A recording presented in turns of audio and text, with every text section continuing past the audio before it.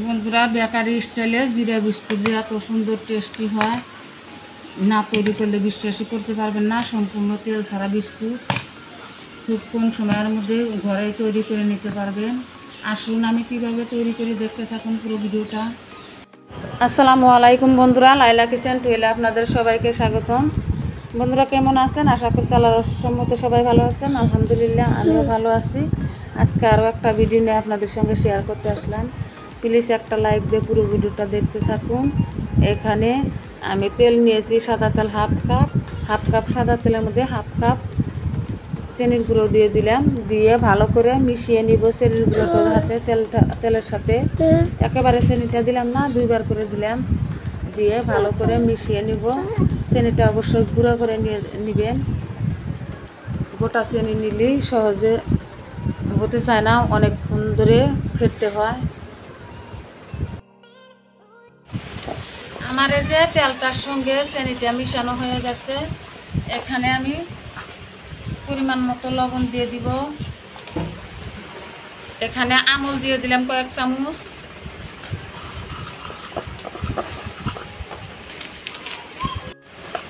গুঁড়ো দুধটা দিয়েও ভালো করে মিশিয়ে নিব আমি। আর এটা মিশানো হয়ে গেছে, এখন আমি একটা ছাঁকনির ভিতরে একটা পাটা দিয়ে দিব, আটা দিয়ে আটাটা চেলে নিব। এখানে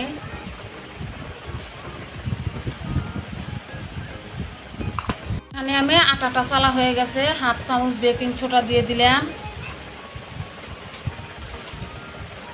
1 চামচ জিরে দিয়ে দিলাম, দিয়ে ভালো করে মিশিয়ে নিব। হাত দিয়ে ময়ান করে নিব, ভালো করে ঘষে ঘষে ময়ান করে নিব। এখানে আমার আটাটা ময়ান করা হয়ে গেছে, এই যে দলা পেকে গেছে, আবার ভেঙে দিলে ভেঙে যাচ্ছে। এখানে আমি এখন অল্প অল্প করে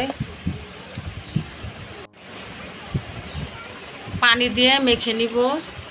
আপনারা দুধও দিতে পারেন, আমি দুধ দিনে গুঁড়ো দুধ দিয়ে দিছি, একই ব্যালেন্স আসবে দুধ আর গুঁড়ো দুধ। আপনারা গুঁড়ো দুধ নাও দিতে পারেন, দুধ দিতে পারেন শুধু। আমি এভাবে ভালো করে আমি শক্ত একটা ডো তৈরি করে নিব। আর একটু পানি লাগবে আমার।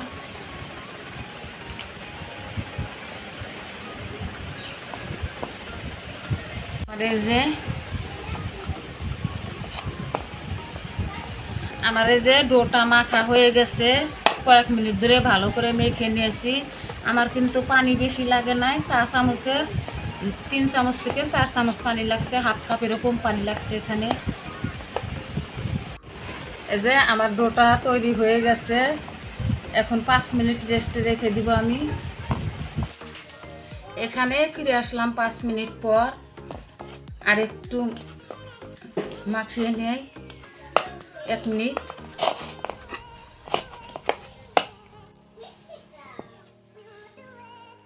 একটা রুটি বেলার পিড়ি নিয়েছি, এর মধ্যে আমি ভালো করে গোল করে নিব। একটু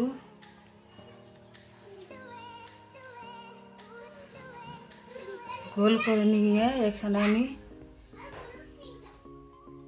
একটু করে দিয়ে এখানে আমি একটা রুটি বেলে নিব। চতুর্মুড়া ফেটে গেছে, ফেটে গেলে কোনো সমস্যা নাই।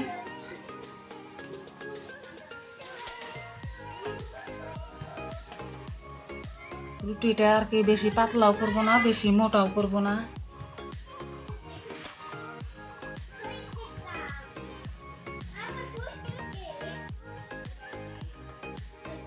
এখানে আমার এই যে রুটিটা বেলা হয়ে গেছে, এখানে আমি একটা গ্লাস নিয়েছি। আপনারা যে কোনো কিছু দিয়ে কাটতে পারেন, আমি গ্লাস দিয়ে কেটে নিব। আমি বিস্কুটের শেপটা দিয়ে নিব গ্লাস দিয়ে।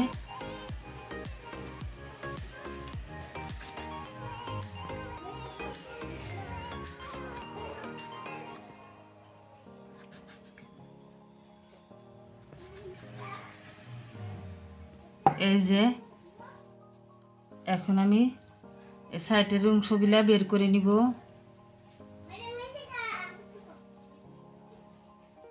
এই যে এখন এখানে আমি একটা থালা নিয়েছি, থালার মধ্যে একটা পেপার দিয়ে দিয়েছি আর কি তার মধ্যে আমি তেল মাখিয়ে নিয়েছি। এখানে আমি বিস্কুটগুলো একটা একটা করে এখানে দিয়ে দিব।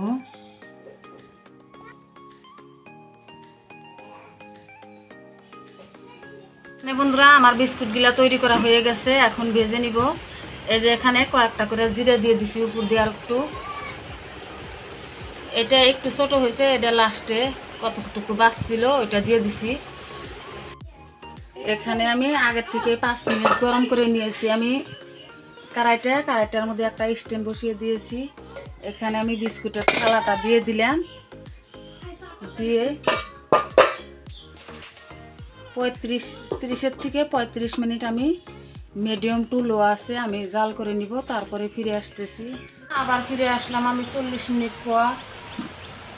এখানে যে আমার বিস্কুটগুলা তৈরি হয়ে গেছে, কালারটাও দেখুন কি সুন্দর আসছে। এখন আমি নামিয়ে নেব, নামিয়ে ঠান্ডা করে তারপরে আমি দেখাইতেছি। তেল ছাড়া চুলায় তৈরি বিস্কুট এভাবে তৈরি করে নিতে পারবেন, ঠান্ডা করে বয়ামে ভরেও কয়েকদিন পর্যন্ত খেতে পারবেন। বেকারি স্টাইলে বিস্কুট খুবই টেস্টি হয়। ভিডিওটা যদি ভালো লাগে চ্যানেলটা সাবস্ক্রাইব করে পাশে থাকবেন, লাইক কমেন্ট শেয়ার করবেন। পরবর্তী ভিডিও আসার আগে পর্যন্ত ভালো থাকবেন, সুস্থ থাকবেন। আল্লাহ হাফেজ।